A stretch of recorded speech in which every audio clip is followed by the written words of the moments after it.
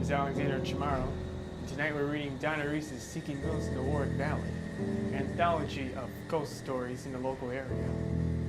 We're going to read on Ken and Margaret Darling's account called The Screams on Pine Hill Road. And here it is.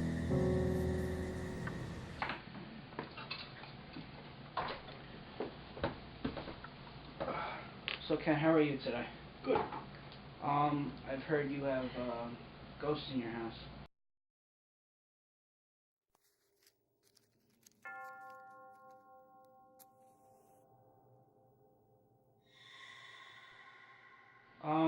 Now tell me, when you first moved in the house, you discovered the first encounter, and where did this encounter actually happen? Well, there are a number of different things that happened. Okay. Probably one of the first things that we, if you want to call encountered, was music.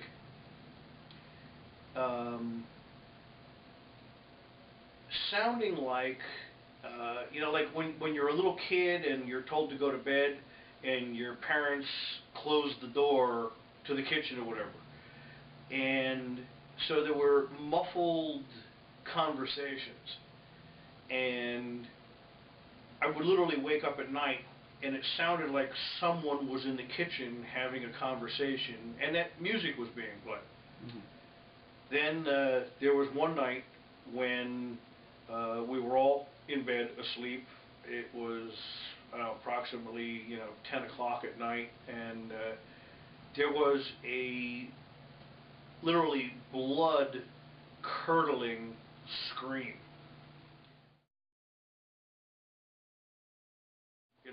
And it woke the dog up, it woke me up, it woke Alexander up. We all came out of our rooms and stood at the top of the stairs wondering what that noise was. And that was the only time we ever had a really, like nasty noise. Well, someone saw a ghost walking across your yard. Can you tell me about that? Yeah, a number of people, not only us, but people in the neighborhood have said, and they call her the Lady in One. Just like a woman in a dress walking across the backyard. Several friends said they saw her. I saw her once, and I believe my wife saw her once. Does she mean threat to you at all? I don't think so.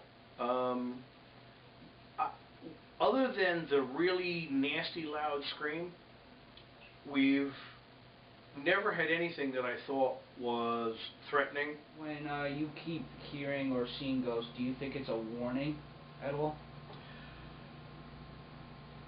I don't think it's a warning. I think it's just they're making us aware of their presence, that they're here, that they're people who lived here, who had a home here, who had their lives here. And these two women, their lives were cut short. So maybe they have some unresolved issues. The Rayner sisters built this house. In 1910, 1909, 1910, from my understanding, they had a fairly successful farm. They had workers. One of their workers came into the house believing that they had money in the house. He beat one of the sisters, he beat both of them later. They're both buried in the Warwick Cemetery on Kings Highway. Now, you said Alexander had somewhat of an encounter with them. Can you tell me about that? It was actually it was the first winter that we were here, and he was playing in the hallway that goes into the bathroom, and he was playing with marbles and things, and he was rolling his marbles around, and he shot a marble and it went into the bathroom, and the marble came bouncing back out of the room. That's what he told us. and because he was frightened. Now, do you think Franny was playing with Alexander when he rolled the marble back, or was it another ghost? Well, actually, I started researching into deaths and things that had happened here, and there was a child named Kylan. He died in one of the first flu epidemics, and he's buried in the family plot, which is right up here on the knoll behind the house. Okay. He's the only child that I know of that was here. Everyone else was older, although a number of them did die in the flu epidemic. Is there still encounters happening till this day? I have to put that in the unknown. As I said, on occasion, I'll wake up in the middle of the night and, it kind of sounds like there's conversations going on downstairs, and no one's here. Of course we have a teenager, and but just haven't really haven't had any encounters like what we had going on before. I mean, it was definitely stuff that you can't put your finger on, but was happening.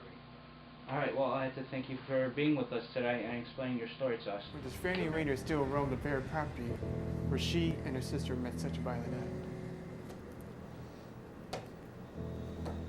So this raises questions. However, there's still some mysteries unsolved here. Do you believe Ken Darling's story is real? If not, do you think ghosts even exist? Is there something among us? But the real question is, do you believe?